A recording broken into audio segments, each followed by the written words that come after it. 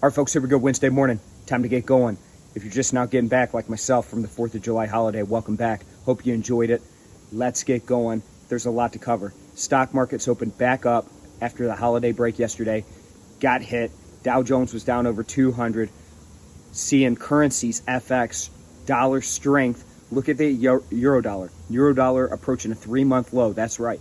Getting awfully close to breaking below that 1.18 level. The big mover in FX yesterday was dollar CAD. Big move in dollar CAD, breaking up above that 1.24 level. Now, outside of FX, we've seen a lot of volatility in energy over the past, let's call it 36 hours. Oil, big mover. Why? Well, OPEC Plus and the OPEC producing countries are trying to come to an agreement on production moving forward. Do they continue to restrain production? Do they open up the pipelines and start pumping out more oil? The meeting they were having couldn't come to a consensus. They stopped the meeting.